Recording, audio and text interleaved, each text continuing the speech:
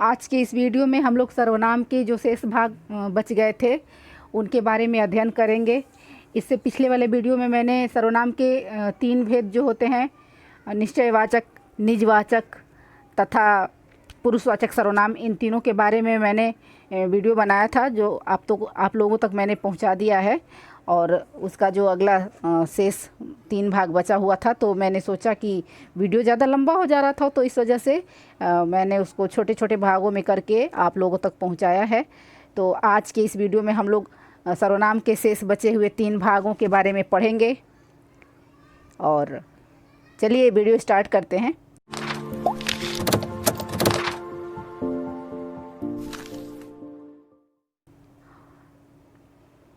आज का हमारा टॉपिक है अनिश्चयवाचक सर्वनाम। इसका जो चौथा भाग है सर्वनाम का, वो है अनिश्चयवाचक सर्वनाम। अनिश्चयवाचक सर्वनाम की पहले हम लोग परिभाषा देख लेंगे। अनिश्चयवाचक सर्वनाम होता क्या है और कैसे शब्द, हम किन शब्दों को अनिश्चयवाचक सर्वनाम कह सकते हैं, उनका प्रयोग कहाँ होता है, किस प्रकार से होता है। तो जिन सर्वनाम शब्दों से वस्तु, व्यक्ति, स्थान आदि का निश्चित बोध न हो, ऐसे शब्द सर्वनाम कहे जाते हैं। इस सर्वनाम के अंतर्गत कोई, कुछ, जो, सो आदि शब्द आते हैं।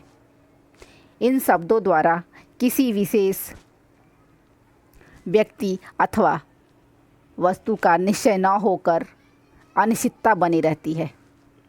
अतः ऐसे शब्द अनिश्चयवाचक सर्वनाम कहलाते हैं। तो इसकी परिभाषा से हमको ये ज्ञात हुआ कि इस प्रकार के शब्द जिनसे संशय बना रहता हो, पूरा हमें ये न पता चलता हो कि वो कौन सी वस्तु है, वो कौन सा स्थान है, कौन सा व्यक्ति है। तो ऐसी जब सिचुएशन आती है, जब ऐसी परिस्थिति आती है, वाक्य में इस तरह का कोई शब्द प्रयोग होता है, तो हम इन शब्दों के लिए व्याकरण की भाषा में कह सकते हैं कि ये शब्द अनिश्चयवाचक सर्वनाम है। अनिश्चयवाचक, इसको हम लोग अनिश्चयवाचक सर्वनाम कह सकते हैं। अनिश्चयवाचक सर्वनाम के कुछ उदाहरण हम लोग देखते हैं यहाँ पे। देखिए, द्वार पर कोई खड़ा है। तो इस वाक्य में हम देख रहे हैं कि यहाँ जो कोई शब्द आया हुआ है, कोई शब्द, अब कोई आया हुआ है, हमें यह नहीं पता चल रहा है कि कौन है। सही बिल्कुल साफ नहीं पता चल रहा है कि वो कौन है। उस व्यक्ति का नाम नहीं पता चल रहा है, वो व्यक्ति का हमको पूरा परिचय नहीं पता है कि वो व्यक्ति है कौन। तो इसमें अनिश्चितता बनी हुई है। तो जब इस तरह का शब्द आता है हमारे वाक्यों में, तो हम कहते हैं कि ये अनिश्चयवाचक सर्वनाम है। इसका अंदाज़ा लगाया जा रहा है। इस वाक्य में कोई शब्द आया है, तो कोई में कोई भी व्यक्ति हो सकता है। सिर्फ अंदाज़ा लगाया जा सकता है कि कौन है। पक्का एकदम निश्चित तौर पे ये नहीं पता रहता है कि वहाँ पे कौन खड़ा है दरवाजे पे। तो जब भी इस तरह का कोई वाक्य में आता है शब्द, तो उसे हम लोग अनिश्चयवाचक सर्वनाम कहते हैं। इस वाक्य में कोई शब्द संज्ञा के स्थान पर प्रयोग हुआ है। कोई क्या है? कोई एक संज्ञा है। संज्ञा की परिभाषा यही है कि किसी व्यक्ति, वस्तु, स्थान या भाव के नाम को, लेकिन यहाँ पे नाम नहीं बताया गया है कि वो व्यक्ति है। प्रॉपर रूप से उस व्यक्ति का नाम नहीं लिया जा रहा है। कौन व्यक्ति है, कैसा व्यक्ति है, ऐसा इस तरह का कोई इसमें क्लियर नहीं हो पा रहा है। तो हम कह सकते हैं, क्योंकि ये कोई जो है संज्ञा के बदले में प्रयोग हुआ है, तो लेकिन यह शब्द किसी वस्तु या व्यक्ति के होने की निश्चितता नहीं दे पा रहा है। निश्चित व्यक्ति का संकेत नहीं कर रहा है, अनिश्चितता बनी हुई है, इसलिए यह निश्चयवाचक सर्वनाम कहलाएगा। देखिए यहाँ पे कुछ उदाहरण। तुम्हारे लिए किसी का फ़ोन है। अब यहाँ पे भी हम लोग देख सकते हैं कि यहाँ पे जो वाक्य है, इसमें किसी शब्द आया है, मतलब उस व्यक्ति का नाम नहीं पता चल रहा है तो कोई व्यक्ति, वो कोई व्यक्ति ही है जो फ़ोन किया है, लेकिन उस व्यक्ति का नाम नहीं पता है कि वो कौन व्यक्ति है। इससे मन में क्या हो रहा है, संशय पैदा हो रहा है, अनिश्चितता बनी हुई है। कोई भी हो सकता है वो। दूसरा वाक्य देखिए, कुछ पत्र देख लिए गए हैं और कुछ बाकी हैं, देखने हैं। मतलब कुछ पत्र देख लिए गए हैं और कुछ देखने हैं। तो यहाँ भी हम देख रहे हैं, देखिए पहले तो हमें संज्ञा भी समझना पड़ेगा कि संज्ञा में कुछ भी एक तरह से संज्ञावाचक शब्द ही है, संज्ञा है। कुछ इसलिए संज्ञा है क्योंकि कुछ किसी वस्तु के बारे में संकेत कर रहा है। कुछ शब्द किस बारे में बता रहा है, संज्ञा के बारे में बता रहा है। वो कुछ भी हो सकता है। तो इसमें पत्र का इसमें विवरण किया गया है, पत्र का वर्णन किया गया है कि पत्र, कुछ पत्र हैं, बहुत सारे पत्र हैं, उनमें से कुछ पत्रों को देखा गया है और कुछ पत्र अभी शेष रह गए हैं। तो पत्र क्या है, एक तरह की वस्तु है, एक सामान है। तो इसमें कुछ पत्र देख लिए गए हैं, तो कुछ शब्द इसमें प्रयोग हुआ है। तो हम कह सकते हैं कि ये वाक्य में प्रयोग की दृष्टि से अनिश्चयवाचक सर्वनाम है। मैं कुछ खाना चाहता हूँ। अब इसमें भी हम देखेंगे, इसमें तो मैं एक तरह का सर्वनाम है, मैं व्यक्तिवाचक सर्वनाम है।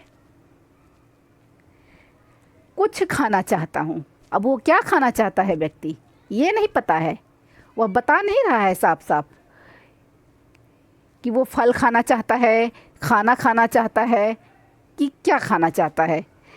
तो इसमें हम देखेंगे कि कुछ जो शब्द है वो अनिश्चितता प्रकट कर रहा है। उसमें साफ साफ स्पष्ट नहीं पता चल रहा है कि वो व्यक्ति क्या खाना चाहता है। मुझे बाजार से कुछ लाना है, इसमें भी देखिए जो मुझे शब्द आया है वह तो व्यक्तिवाचक सर्वनाम हो गया। और व्यक्तिवाचक सर्वनाम, मुझे बाजार से कुछ लाना है, अब क्या लाना है उसको यह नहीं पता चल रहा है। तो इसमें भी अनिश्चितता बनी हुई है। तो कुछ क्या है, इसमें अनिश्चयवाचक सर्वनाम है। मैं कुछ फल लाया हूँ, अब फल तो बहुत सारे होते हैं, वह व्यक्ति कौन सा फल लाया है, इसके बारे में संशय बना हुआ है मन में। मैं व्यक्तिवाचक सर्वनाम है और कुछ इसमें आ गया आपका अनिश्चयवाचक सर्वनाम। कुछ से ये नहीं पता चल रहा है कि वो व्यक्ति आम लाया है या सेब लाया है या फिर और कोई दूसरा फल लाया है। फलों के बारे में तो बिल्कुल जानकारी नहीं हो रही है कि वो कौन सा फल लाया है, लेकिन ये बता रहा है और कितना लाया है ये भी, कि मतलब वो मात्रा में कितना लाया है, वो 5 किलो लाया है कि 10 किलो लाया है। तो इस तरह से हम देखेंगे कि जब कुछ शब्द वाक्यों में प्रयोग किया गया है तो इस तरह से हमें यह प्रतीत हो रहा है कि इसमें अनिश्चितता है। मुझे किसी की आवाज़ सुनाई दे रही है, अब किसकी आवाज़ सुनाई दे रही है बता नहीं सकता कोई, पूरा साफ किसी को पता नहीं है, बस आवाज़ सुनाई दे रही है। किसी की आवाज़, वो किसी व्यक्ति की ही आवाज़ है, लेकिन किसकी है उस व्यक्ति का नाम नहीं पता है। तो इसमें किसी शब्द क्या हो गया, अनिश्चयवाचक सर्वनाम हो गया। तो इस प्रकार हम देखते हैं कि कोई, कुछ और किसी, जो ये शब्द हैं ये अनिश्चितता प्रकट कर रहे हैं। तो जब भी वाक्य में इस तरह के शब्द आते हैं तो हम कह सकते हैं कि ये अनिश्चयवाचक सर्वनाम है। इस तरह के प्रश्न आते हैं, या तो कंपटीशन में भी आते हैं, टीजीटी पीजीटी में आते हैं, और भी बहुत सारे जो एग्ज़ाम है तो उनमें जब भी हिंदी का प्रश्न पूछा जाता है तो इन सारे प्रश्नों से संबंधित कुछ ऐसे प्रश्न दे दिए जाते हैं और पूछा जाता है कि ये शब्द किस प्रकार के शब्द कहलाएंगे। तो हम जब भी अध्ययन करते हैं तो ज़्यादातर हमें कन्फ्यूजन हो जाती है और मिस्टेक हो जाता है हम लोगों से। तो इसमें मैंने यही प्रयास किया है कि हर छोटी छोटी चीज़ों को मैंने इसमें कलेक्शन किया है, इसमें वीडियो में समाहित किया है, ताकि मैं हर छोटी से छोटी जानकारी आप लोगों तक पहुंचा सकूं अपने इस वीडियो के माध्यम से। अब इसका जो 5वां भाग है सर्वनाम का, वह है 5वां प्रश्नवाचक सर्वनाम। जैसा कि नाम से ही पता चल रहा है, प्रश्नवाचक सर्वनाम, इसकी परिभाषा है जिन शब्दों का प्रयोग किसी वस्तु, व्यक्ति आदि के बारे में कोई सवाल पूछने या उसके बारे में जानने के लिए किया जाता है। मतलब किसी व्यक्ति के बारे में जानने के लिए या उसके बारे में सवाल पूछने के लिए, उसके व्यक्तिगत उसकी जानकारी लेने के लिए किसी तरह का प्रश्न पूछा जाता है। और ऐसे शब्दों का, जब उन शब्दों का प्रयोग हो, जब भी होगा, तो ऐसे शब्द जब वाक्य में आएंगे तो उन्हें प्रश्नवाचक सर्वनाम कहा जाएगा, प्रश्नवाचक सर्वनाम कहते हैं।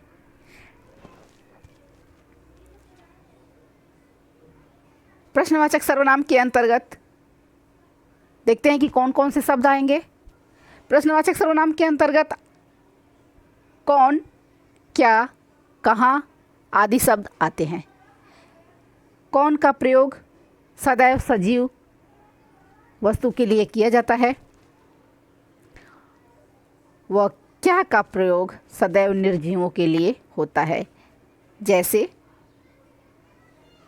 देखो तो कौन आया है, तो यहाँ पे इस वाक्य में हम देख रहे हैं कि कौन, कोई आया है तो वो कोई व्यक्ति ही है, कोई वस्तु नहीं है, वो कोई व्यक्ति है। और व्यक्ति क्या होता है, व्यक्ति सजीव होता है। तो कौन शब्द के द्वारा हमें ये पता चल रहा है कि कोई व्यक्ति आया है, वो कौन है, उसका नाम यहाँ पे नहीं बताया जा रहा है, उसके बारे में पूछा जा रहा है, प्रश्न किया जा रहा है कि कौन है वो व्यक्ति। उसका नाम नहीं पता चल रहा है अभी, बस उसके बारे में पूछा जा रहा है कि वो कौन है। तो जब कौन शब्द आया है तो हम कह सकते हैं कि कौन क्या है, प्रश्नवाचक सर्वनाम है।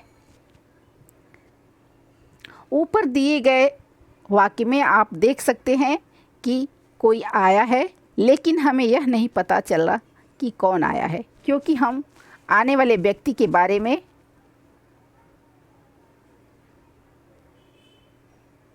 जानना चाहते हैं, और जानने के लिए, उसका नाम जानने के लिए, उसका परिचय जानने के लिए हम लोग कौन शब्द का प्रयोग करते हैं। यहाँ संज्ञा की जगह कौन है, वो कोई व्यक्ति ही है, और व्यक्ति क्या होता है, संज्ञा होती है। और उस संज्ञा के जगह पे, स्थान पे कौन शब्द का प्रयोग किया गया है, जो यह दर्शाता है कि हम किसी सजीव के बारे में पूछ रहे हैं या उसके बारे में जानकारी ले रहे हैं। इस उदाहरण में कौन व्यक्तिवाचक संज्ञा का उदाहरण है। मैंने अभी बताया आप लोगों को कि कौन क्या है,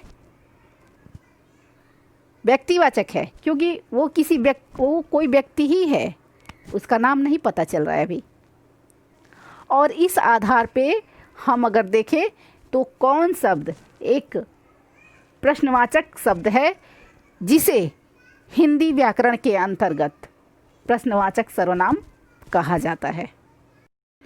इसमें, इस वाक्य में तुम बाजार से क्या लाए हो, तो तुम पुरुषवाचक सर्वनाम है और मध्यम पुरुष है। क्या लाए हो, इसमें भी प्रश्न पूछा जा रहा है कि वक्ता श्रोता से पूछ रहा है कि तुम बाज़ार से क्या लाए हो, तो वो बाज़ार गया था व्यक्ति, वो क्या लाया है अभी इसके बारे में पूरा ज्ञात नहीं है। वो कुछ भी लाया होगा, उसके लाए गए सामान के बारे में यहाँ पे प्रश्न पूछा जा रहा है, जानकारी ली जा रही है। तो जिस शब्द के माध्यम से यहाँ पे पूछा जा रहा है क्या, तो इसमें क्या शब्द क्या है? प्रश्नवाचक सर्वनाम है। इस वाक्य में आप देख सकते हैं कि वक्ता बाजार से लाई गई वस्तु के बारे में जानना चाहता है। उसे पता नहीं है कि बाजार से क्या लाया गया है। वो कोई भी सामान हो सकता है, कोई भी वस्तु हो सकती है। उपर्युक्त वाक्य में सवाल पूछने के लिए संज्ञा की जगह क्या शब्द का प्रयोग किया गया है? वो कोई भी सामान होगा, कोई भी वस्तु होगा तो संज्ञा ही कहलाएगा, क्योंकि किसी व्यक्ति, वस्तु, स्थान या भाव के नाम को संज्ञा कहते हैं। तो वो वस्तु जो भी होगा तो एक प्रकार का संज्ञा है। लेकिन संज्ञा के बारे में प्रश्न पूछा जा रहा है। संज्ञा के बारे में प्रश्न पूछने वाला जो शब्द है क्या, तो उस क्या को हम लोग सर्वनाम के अंतर्गत प्रश्नवाचक सर्वनाम कहते हैं, जो एक निर्जीव वस्तु के लिए प्रयोग किया गया है। क्या शब्द? प्रश्नवाचक शब्द है। अब हम यहाँ पे देखेंगे प्रश्नवाचक सर्वनाम के कुछ उदाहरण। तुम क्या खाना चाहते हो? इसमें भी प्रश्न पूछने का कार्य किया जाता है। वक्ता के द्वारा श्रोता से प्रश्न पूछा जा रहा है कि तुम क्या खाना चाहते हो। देखते हैं इसमें क्या शब्द प्रश्न पूछने का कार्य कर रहा है, और वो एक तरह की संज्ञा भी हो सकती है। संज्ञा है भी, वो कोई वस्तु ही है। खाना क्या है? भोजन जो होता है वो एक वस्तु है, एक सामान है, और उसके बारे में जो प्रश्न पूछा जा रहा है क्या शब्द के माध्यम से, तो क्या इसमें प्रश्नवाचक सर्वनाम होगा। तुम कहाँ जा रहे हो? किसी स्थान के बारे में स्थानीय संज्ञा, ये स्थानवाचक संज्ञा। जैसे स्थान क्या है? एक तरह की संज्ञा है। किसी स्थान, किसी जगह के बारे में पूछा जा रहा है। वक्ता के द्वारा प्रश्न पूछा जा रहा है कि तुम कहाँ जा रहे हो। उस स्थान के बारे में जानकारी नहीं है कि वो किस स्थान पे जा रहा है, कौन सी जगह पे जा रहा है। तो कहाँ प्रश्नवाचक सर्वनाम हो गया। तुम बाजार से क्या लाए? यहाँ पे देखिए क्या शब्द आया है, तो ये क्या है? ये प्रश्नवाचक सर्वनाम हो गया। यह कौन है? कौन कोई व्यक्ति है, वह कोई व्यक्ति है जिसका नाम नहीं पता है यहाँ पे, लेकिन उसके बारे में पूछा जा रहा है, उसके बारे में प्रश्न किया जा रहा है, उसके बारे में जानकारी ली जा रही है कौन शब्द के माध्यम से कि वो कौन है। तो हम देख सकते हैं यहाँ पे कि कौन एक तरह का प्रश्न पूछने का कार्य कर रहा है। तो इस दृष्टि से हम देखेंगे कि यह प्रश्नवाचक सर्वनाम है। और इसका अगला भाग है संबंधवाचक सर्वनाम। संबंधवाचक सर्वनाम, संबंधवाचक सर्वनाम ऐसे शब्दों को कहते हैं जो किन्हीं दो वस्तुओं या व्यक्तियों के आपसी संबंध को दर्शाते हों। ऐसे शब्द जब भी हम अपने हिंदी भाषा में करते हैं तो इन शब्दों को व्याकरण की दृष्टि से संबंधवाचक सर्वनाम कहते हैं। इसकी परिभाषा है, जिन सर्वनाम शब्दों का प्रयोग किसी व्यक्ति या वस्तु का संबंध बताने के लिए किया जाए वे शब्द संबंधवाचक सर्वनाम कहलाते हैं। संबंधवाचक सर्वनाम का प्रयोग वाक्य में दो शब्दों को जोड़ने के लिए भी किया जाता है। दो शब्दों को जोड़ता है, दो वाक्यों को भी जोड़ता है। तो जब ऐसे शब्द आते हैं तो उन्हें हम लोग हिंदी भाषा व्याकरण के अंतर्गत इन शब्दों को संबंधवाचक सर्वनाम कहते हैं। संबंधवाचक सर्वनाम के अंतर्गत इन शब्दों का अध्ययन किया जाता है।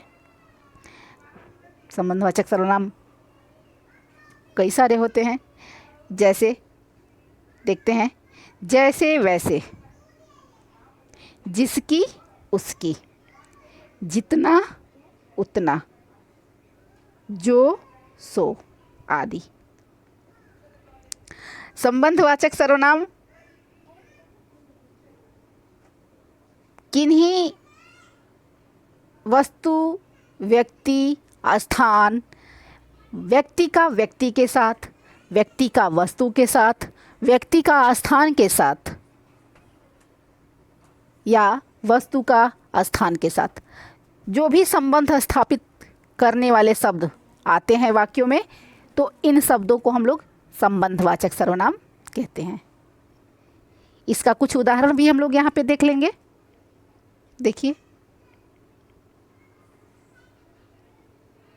संबंधवाचक सर्वनाम के कुछ उदाहरण,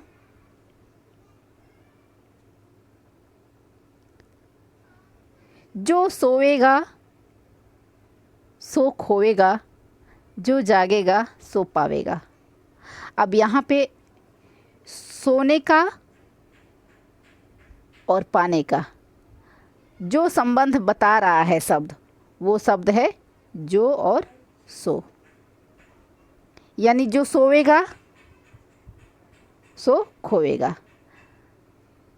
तो सोने का और खोने का जो भी संबंध, या जागने का और पाने का जो संबंध स्थापित हो रहा है जिन शब्दों के माध्यम से, वो शब्द हैं जो और सो।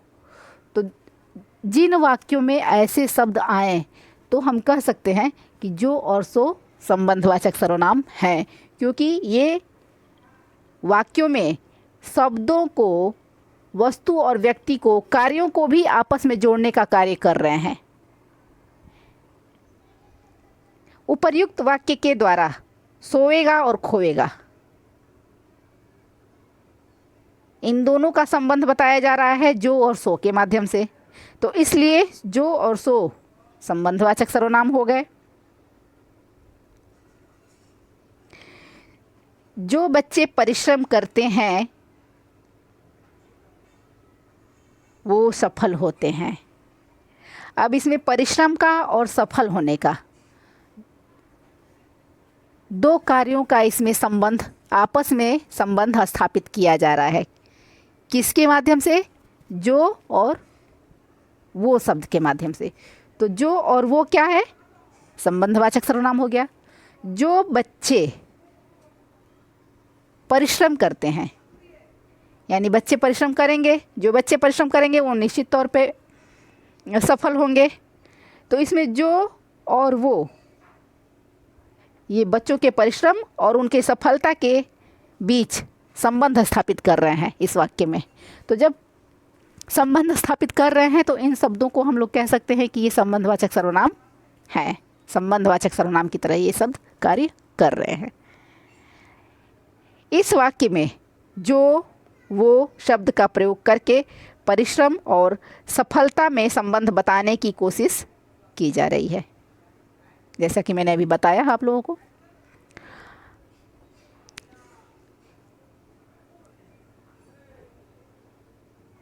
यह वही पुस्तक है जो मुझे मिल नहीं रही थी। मैंने बताया अभी आप लोगों को कि किसी वस्तु का किसी व्यक्ति के साथ, किसी व्यक्ति का किसी स्थान के साथ, किसी व्यक्ति का किसी व्यक्ति के साथ, या किसी वस्तु का किसी स्थान के साथ जिन शब्दों के माध्यम से संबंध स्थापित होता हो, कनेक्शन, तो ऐसे शब्दों को हम लोग संबंधवाचक सर्वनाम कहते हैं। इस वाक्य में भी हम देखते हैं कि यह वही पुस्तक है जो मुझे मिल नहीं रही थी। यहाँ पे व्यक्ति और पुस्तक के बीच में देखिए जो शब्द आया है, यह वही पुस्तक है जो मुझे मिल नहीं रही थी। यानी ये पुस्तक और व्यक्ति के बीच में संबंध स्थापित कर रहा है यह शब्द। तो इसलिए हम कह सकते हैं कि जो क्या है, संबंधवाचक सर्वनाम है।